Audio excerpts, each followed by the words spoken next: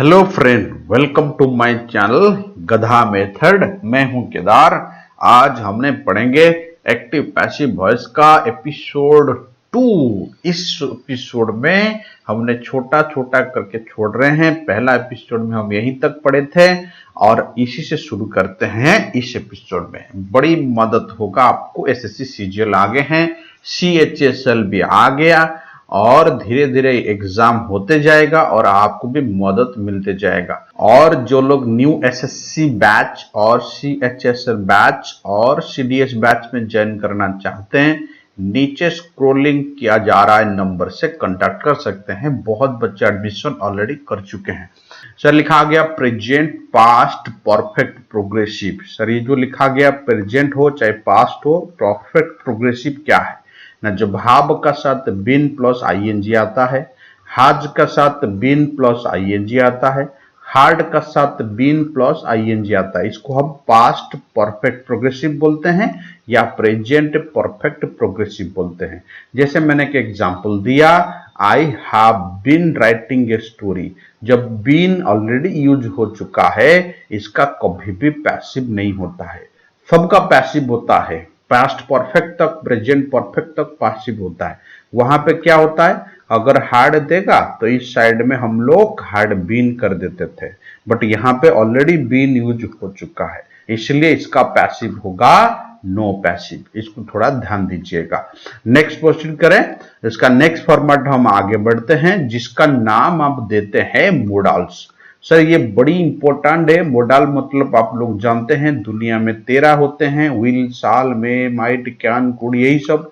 इनका साथ हमेशा वर्ब का V1 फॉर्मेट होते हैं। जैसे मैंने लिखा आई साल डू ए वर्क। अगर इसका पैसिव बनाना है तो इसी मोडाल में बी जोड़ देना है और भीतरी जोड़ देना है। जैसे ये वर्क, ये पलट जाएगा। मैंने कल बताया था पिछले एपिसोड में, ए वर्क विल बी, और ये डू का क्या हो जाएगा, डन हो जाएगा। सर आप विल कहां से लाएं, यहां तो साल है। जब थर्ड पर्सन होता है तो विल आता है, जब फर्स्ट पर्सन होता है तो साल होता है।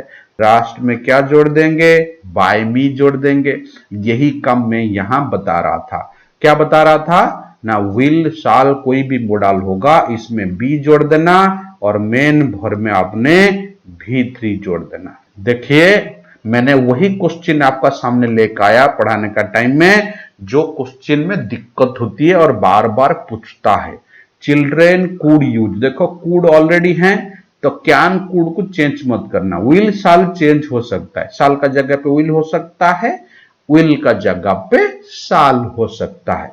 लेकिन अगर कूड दे दिया तो कूड का जगह पे वही कूड रख देना, बस इसमें बी जोड़ देना। अब खाली देखेंगे कुड बी कहां है, कैन बी तो नहीं होगा और इज यूज्ड बाय नहीं होगा। कुड ऑलवेज बी यूज्ड ये हो सकता है, हैज बीन तो नहीं होगा। तो ऑप्शन नंबर यही इज द राइट आंसर। इधर उधर नहीं जाना जी, यहाँ पे कूड है तो डायरेक्ट बी जोड़ देना, बी कहां है देख देना। सर मोडाल का सेकेंड फॉर्म चलेंगे, ये हम लोग बेसिक फॉर्म हम लोग कर रहे हैं अभी। इसके साथ साथ हमने जैसे टेंस खत्म करेंगे धीरे धीरे आगे भी बढ़ेंगे। यूनिवर्सल ट्रूथ तरफ बढ़ेंगे, कहां कहां टू होता है नहीं होता है बढ़ेंगे, रिक्वेस्ट तरफ बढ़ेंगे, डबल सेंटेंस तरफ बढ़ेंगे, बिना ऑब्जेक्ट वाला सेंटेंस को बढ़ेंगे, बिना सब्जेक्ट वाला सेंटेंस को बढ़ेंगे। धीरे धीरे हम लोग आगे बढ़ते चलेंगे। अब हम लोग का बेसिक खत्म करने दो। तो यहाँ पे मोडाल का दूसरा फॉर्मेट है। मोडाल का साथ अगर ऑलरेडी बी प्लस आईएनजी दे दिया, जैसे मैंने लिखा I shall be doing a work, अगर इसी तरह दे दिया, ये ऑलरेडी देखो साल का साथ बी यूज हो चुका है। अगर बी यूज अगर हो चुका है, ये खाली साल देता है तो साल बी डन होता है। ऑलरेडी बी यूज हो चुका है, यहाँ पे आईएनजी है। मैंने आपको बोला जब आईएनजी होगा तो वहां पे बिंग जोड़ना। सर अगर आईएनजी का साथ बिंग जोड़ने में हमें कोई दिक्कत नहीं है, लेकिन ऑलरेडी बी दे दिया तो सेंटेंस हो जाएगा बी बीइंग, तो ये सेंटेंस नहीं होता। इसलिए इसका आंसर होगा नो पैसिव। याद रखिएगा, मोडल का साथ प्लस बी प्लस जब आईएनजी ऑलरेडी दे देता है उसका भी पैसिव नहीं होता। मैंने आपको दो चीज बताया, एक हैव बीन होता है, इसका पैसिव नहीं होता, एक साल बी आईएनजी होता है तो इसका भी पैसिव नहीं होता, और एक तीसरा कॉन्सेप्ट का भी पैसिव नहीं होता है, वो भी अभी आप लोग को बता दूंगा, उसके लिए चिंता करना जरूरी नहीं है। नेक्स्ट प्रोसीड करें।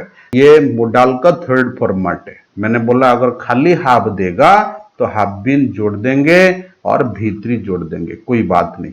देखो हैव प्लस डन दिया तो देखो हैव बीन प्लस भीतरी होता है। मैंने एक एग्जांपल इसका दे देता हूं, I shall have done a work, इसका पैसिव होगा ए वर्क, साल तो नहीं होगा, थर्ड पर्सन है, will have been done by me. देखो ये हो जाएगा उसका सेंटेंस, क्योंकि यहां पे खाली हैव दिया तो हम हैव बीन जोड़ के कर सकते हैं। पैसिव का देखो, फ्यूचर का पहला का पैसिव है, साल बी आईएनजी होगा उसका पैसिव नहीं है, साल हैव डन होगा उसका पैसिव है। अब चौथा फॉर्मेट इसका चलते हैं, सारे मॉडल्स का खत्म कर देते हैं क्योंकि इसमें आपको दिक्कत होता है। मॉडल्स मतलब विल शैल का कॉन्सेप्ट है, तो इसका साथ ऑलरेडी अगर हैव बीन जुड़ जाएगा तो प्लस आईएनजी होगा तो इसका तो पैसिव होता नहीं है। मैंने स्टार्टिंग में बता दिया, हैव का साथ ऑलरेडी जब बीन आ जाता है तो इसका कोई पैसिव नहीं होता। देखो इसमें आई शैल हैव बीन रीडिंग, इसका आंसर होगा नो पैसिव। मैंने आपको बना देता हूं यहीं पे, प्रेजेंट पास्ट का 3 फॉर्मेट का पैसिव होता है, लास्ट फॉर्मेट का नो पैसिव होता है। लेकिन जब फ्यूचर का बात आती है पहला और थर्ड का पैसिव होता है और 2 और 4 का पैसिव नहीं होता। सर 2 4 मतलब ये बी प्लस आईएनजी, ये हैव बीन प्लस आईएनजी, इनका पैसिव नहीं होता। जैसे मैं कुछ वर्ड्स दुनिया में होता है उसका कभी पैसिव नहीं होता, जैसे बोला स्लीप, जैसे बोला सीट, जैसे बोला स्टैंड, जैसे बोला गो, जैसे बोला लाफ, ये सबका कभी पैसिव नहीं होता। देखो लिखा गया दे लाफ्ड, इसका कोई पैसिव नहीं है। अगर यही चीज अगर लिखेगा दे आर स्लीपिंग, उसका भी कोई पैसिव नहीं है। दे सीट, कोई पैसिव नहीं है। दे आई गो, कोई पैसिव नहीं है, तो इसका कोई पैसिव नहीं होता। लेकिन मैं एक बड़ी इंपॉर्टेंट बात आपको बोलने जा रहा हूं, थोड़ा ध्यान दीजिएगा। अगर आपका पास लाफ्ड का साथ प्रीपोजिशन प्लस ऑब्जेक्ट दे दिया, ऑब्जेक्ट दे दिया लाफ्ड का साथ, ये स्लीपिंग भी ऐसे होगा, ये स्लीप बेड दे दिया, स्लीपिंग इन बेड अगर इसी तरह दे दिया, इनका पैसिव होता है। The fat man was laughed eight, ये आर्ट रहेगा, फिर उसका साथ बाय जुड़ेगा, इसमें आर्ट और बाय इकट्ठा रहेगा, बाय दे का हो जाएगा देम। सर थोड़ा क्लियरली लिख देते हैं, थोड़ा बढ़िया होता। क्लियरली मैं लिख देता हूं, ऊपर देखो, the fat man was laughed eight bye them, ये होगा उसका सेंटेंस।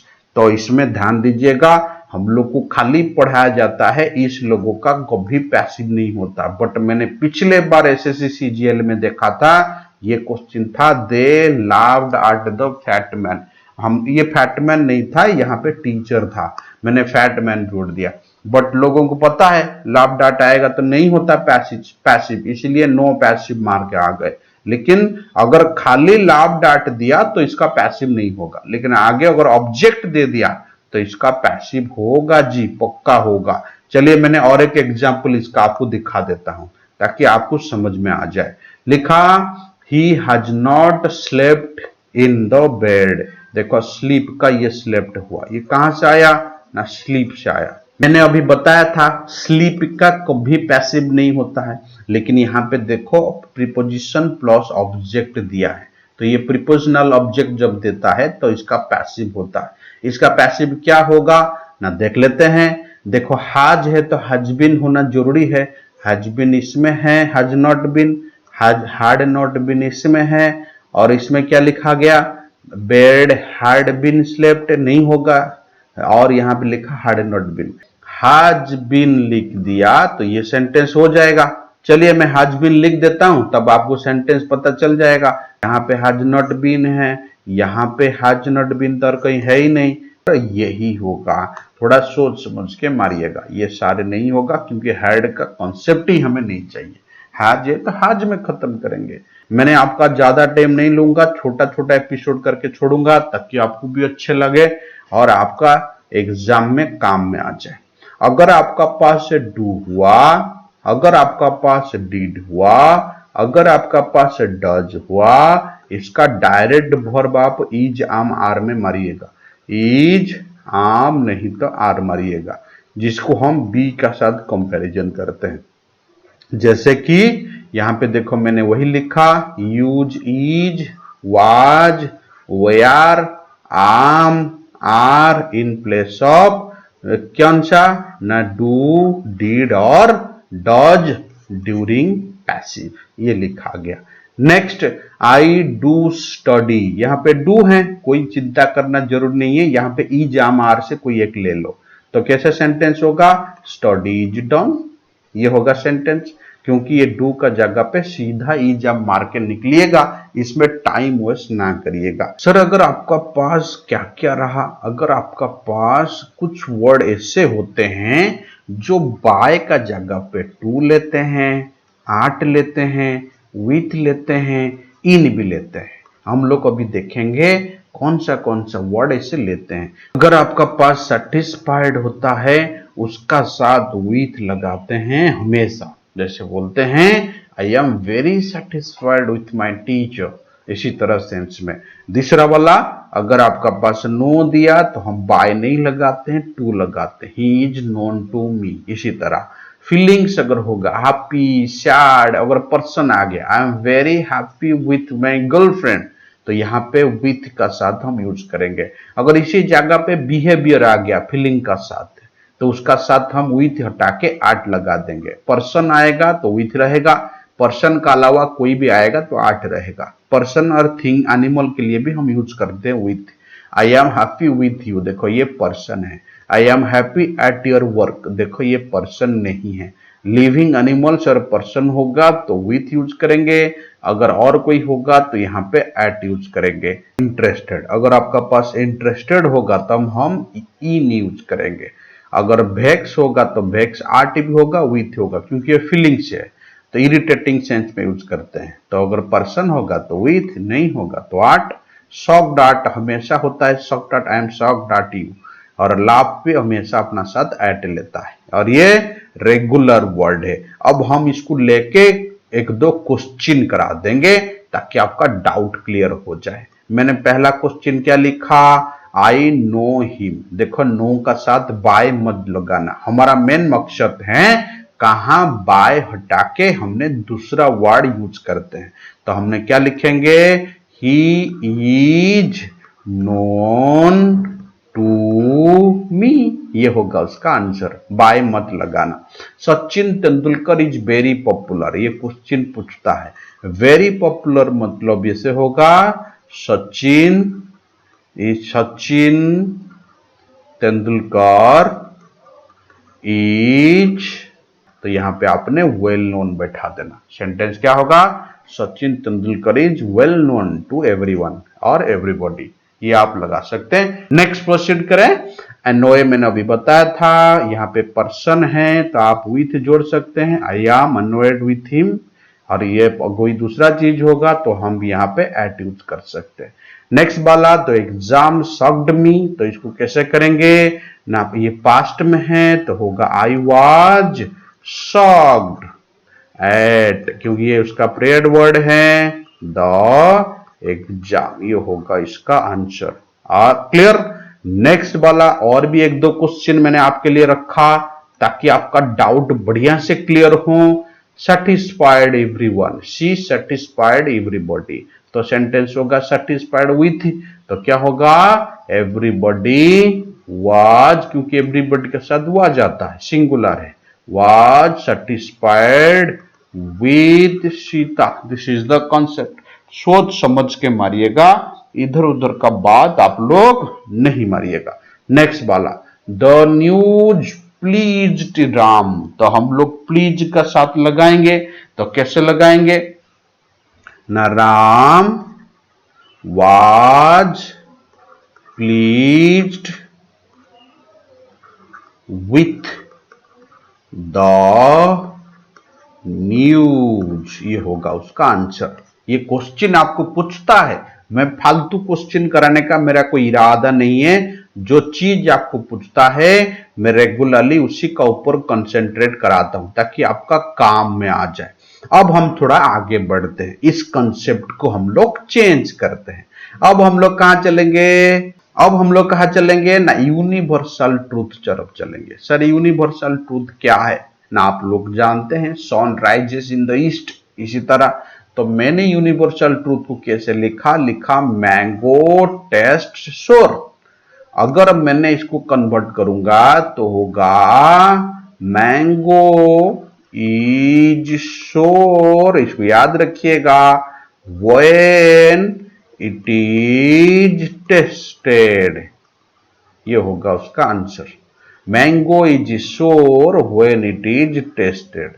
सर और एक एग्जांपल मैंने दे रखा हूं, सॉल्ट डिजॉल्व्स इन वाटर, खाली चेंज कर देंगे, ये किस मात्रा से आया ना, एक्सपेरिमेंटेड से आया, ये नहीं कि salt it is seen when salt dissolves in water, ऐसा मत लिख देना, गलत हो जाएगा। क्या ये एक्सपेरिमेंटल स्टडी है, आप इसको एक्सपेरिमेंटल लिखा देंगे, अब मत लिख देना कि it is seen.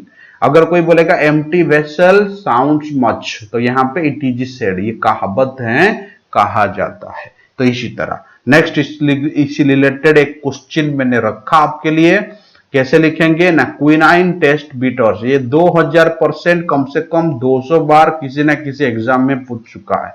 Quinine taste better, mango taste sour समान वर्ड है, तो क्या होगा, quinine is better when it is tasted, ये होगा आंसर उसका, सीधा मार देना। अगर आपका पास डबल ऑब्जेक्ट होगा तो उसको कैसे करें, अगर आपका पास डबल ऑब्जेक्ट होगा, he hit me on my head, देखो मी तक तो हमारा ठीक था, ऑन माई हेड एक एक्स्ट्रा पार्ट है, इसको बिल्कुल कंसिडर मत करना, आप इतना बनाना।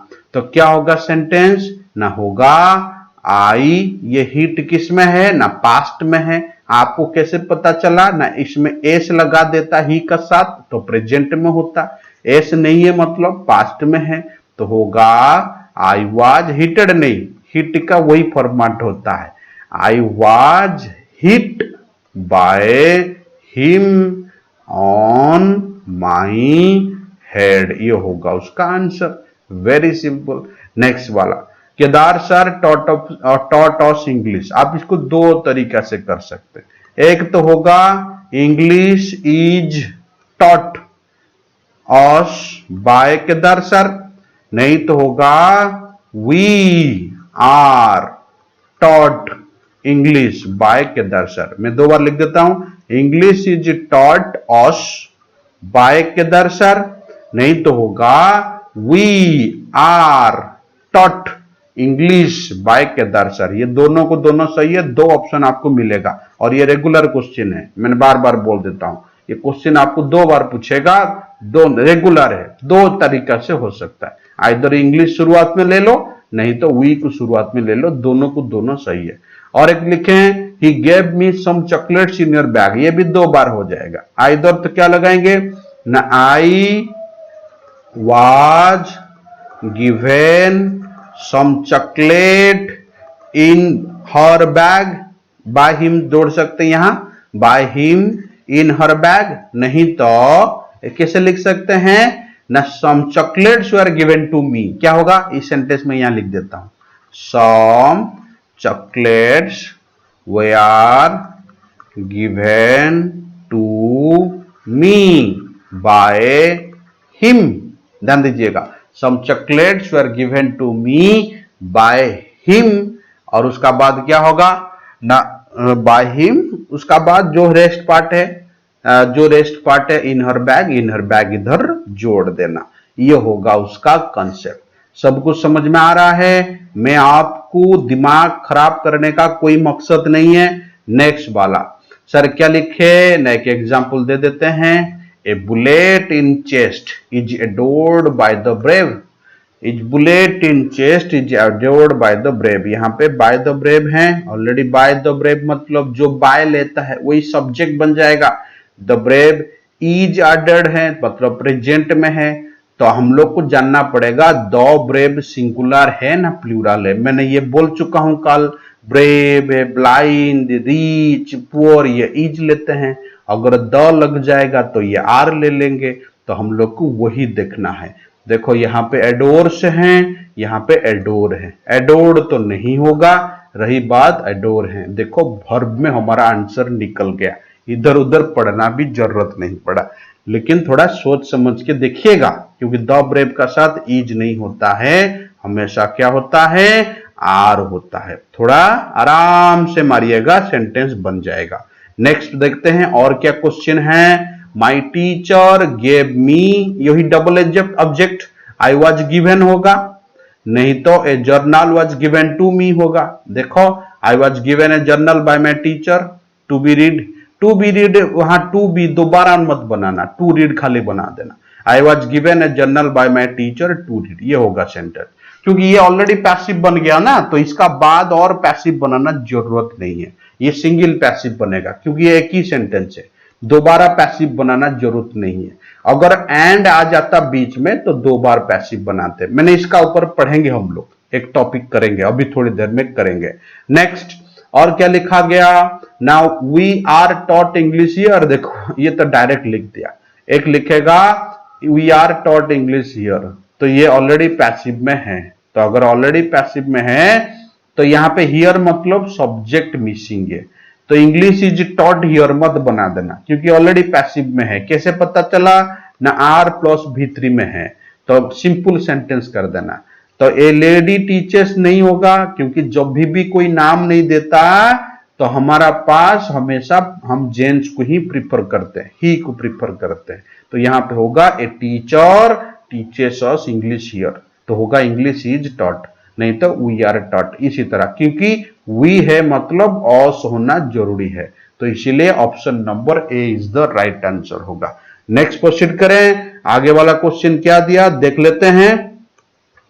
सर आगे वाला क्वेश्चन दिया हैव दिस लॉक ब्रोकन, ये हमेशा पूछता है, ये पैसिव रटने वाला पैसिव है, इसका कोई रूल्स रेगुलेशन नहीं है। हैव दिस लॉक, जब हैव से कोई चीज शुरू होता है तो इसका आंसर होगा गेट समवन, आप इसको लिख सकते हैं, इसका आंसर होगा गेट समवन। तो गेट समवन इसी में है, तो इसको मार देना। कोई भी वर्ड अगर खाली हैव से होता है तो उसका आंसर होगा गेट समवन, इसको याद रखिएगा। हैव दे कार है तो गेट समवन, तो यहाँ पे गेट समवन इधर है, तो तुक्का मार के निकल जाना, क्योंकि हैव का साथ कोई भी वर्ड अगर शुरू होता है तो ये हमेशा अपना साथ गेट समवन लेता है, इसमें वरीड होने का जरूरत नहीं है। धन्यवाद आप लोग को सेकंड पार्ट देखने के लिए, और ये बड़ी मैन मदद करेगा आप लोग को करंट एग्जाम में जो आप देने जा रहे हैं एसएससी सीजीएल 16 तारीख, बहुत, और एसएससी सीएचएसएल में बड़ी मदद करेगा। और ये सीडीएस वाला का भी हर क्वेश्चन में तो आता रहता है, बट जो लोग करंट एग्जाम देने जाते हैं इन लोग को ये बड़ी मदद करेगा, एक बार रिपीट हो जाएगा, इसलिए सब लोग देखते चलो। मैं दोबारा बोलता हूं, कोई अगर नया बैच हमारा ज्वाइन करना चाहता है तो नीचे स्क्रॉल करता हुआ नंबर से आप लोग बिल्कुल कांटेक्ट कर सकते हैं।